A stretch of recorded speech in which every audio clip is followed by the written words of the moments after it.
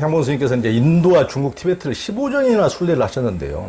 한국 불교와 티베트 불교, 중국 불교, 또 일본 불교, 동남아시아 초기 불교, 이런 스님들 간에도 저도 이제 많이 뵙다 보니까 상당한 차이가 있는데, 스님이 보시기엔 어떻습니까? 요즘 봉암사의 정명스님 돌아가시기 전에 정명스님하고 저하고 도법스님하고 끝장 토론을 할 때 놀라운 얘기를 정명스님한테 들었어요. 향봉이나 도법에는 좀 알고 있어라. 지금 여기 봉암사에서 간화선언에 매진하는 많은 대중 중에는 거의 20% 이상이 남방불교 수행법을 하고 있다는 거예요. 윗바사나. 그래서 그 사람들의 마음 챙김이나, 그 다음에 수행하는 방법이 위파사나 수행법을 조직적으로, 체계적으로, 그것도 숨기지 않건데요. 그래서 상당히 이 관화선 하는 도량, 그것도 모범도량인 봉암사까지 이렇게 뿌리를 내린 점에 대해서 위기의식을 느낀다. 그런 말씀을 직접 들었어요. 도법스님이나 제가. 그런데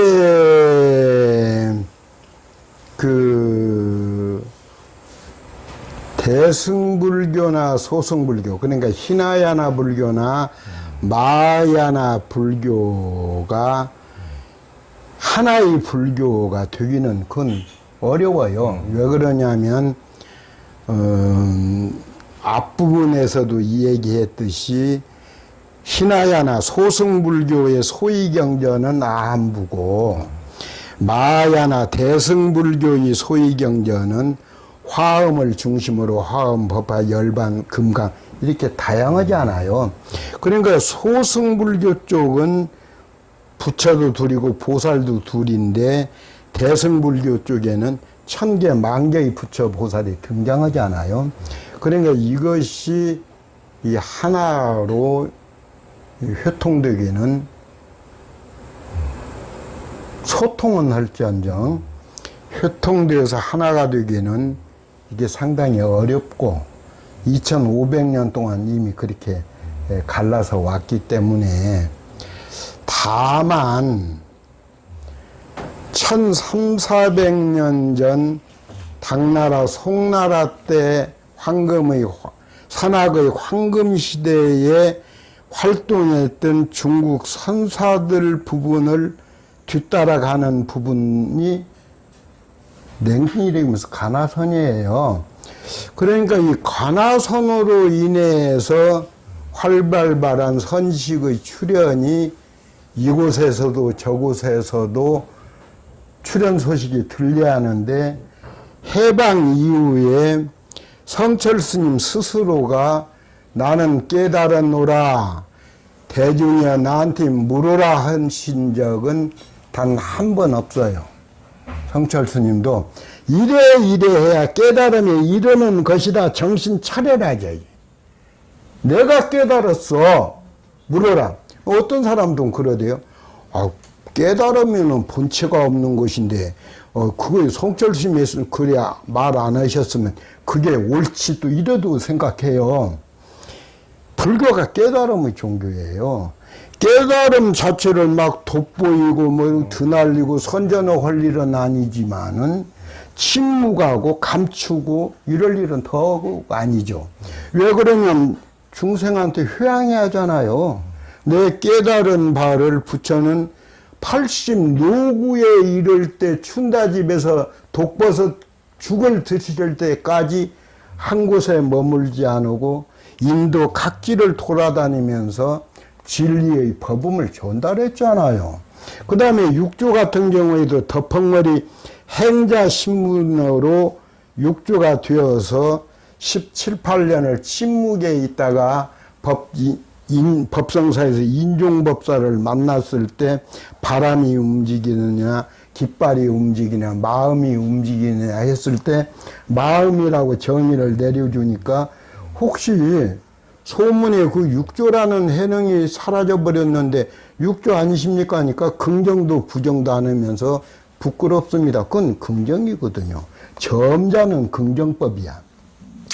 부끄럽습니다 하니까 아이고 그러면 육조 선지식을 만나 이래야죠.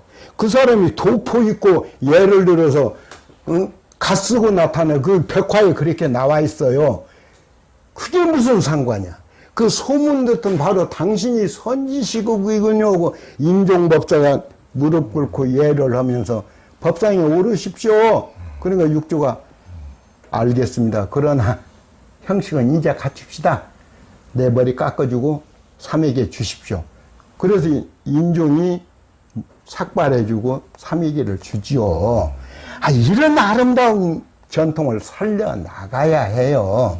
근데 이제 이 한국 불교가 우리 스님들이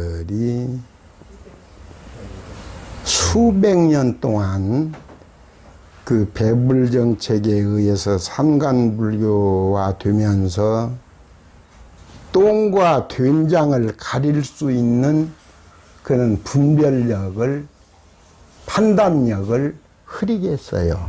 승려들이 그렇게 한 거예요. 아이가 없다, 아이를 갖고 싶다 하면은 최소한 몸과 마음을 정갈하게 하고 또 부부가 화합하게 하고 뭐 이런 게 현실적으로 맞는 거 아니겠습니까? 부처님 가르침 이 태화경도 있으니까. 그런데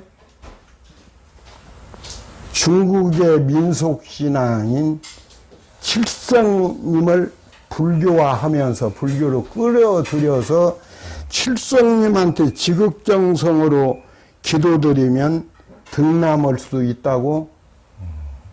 이게 혹세무민이에요. 속이잖아요. 요즘에 와서는 이제 칠성이 사라져가고 있지만, 그래서 이제 한국 불교가 산관화되면서 너무도 세속화되어요. 끊임없이 신도를 끌어당길 수 있는 요인이 있으면은 망설이거나 주저함 없이 예를 들어서 용왕기도 해야 하고 칠성기도 해야 하고 산신기도 해야 하고, 이건 불교의 본류와는 거리가 있는 거 아닙니까? 그 다음에 아까도 말씀드렸지만은 가정집에다가 부처님 통일신라 때 팔관위를 할 때 그 기록에 보면 각자 자기 집에서 모시던 부처님을 모시고 와서 그 팔관에 참석했다 모시고 회양하고 가요. 이런 모습도 승려들에 의해서 사라져 버렸잖아요. 13개 불교국에서 한국만 가정의 부처를 못 모시게 하고 오롯이 진리는 사찰에만 있는 것처럼, 오롯이 모든 영엄서라는 사찰에서부터 발화하는 것처럼 눈속임을 해왔잖아요. 그래서 제가 어제 얘기할 때 좀 한국 불교도 조금은 제가 어제 얘기했던 것 중에 왜 그랬는가를 좀 한번 설명할게요. 여기서 멀지 않은 지역인데 도는 다릅니다.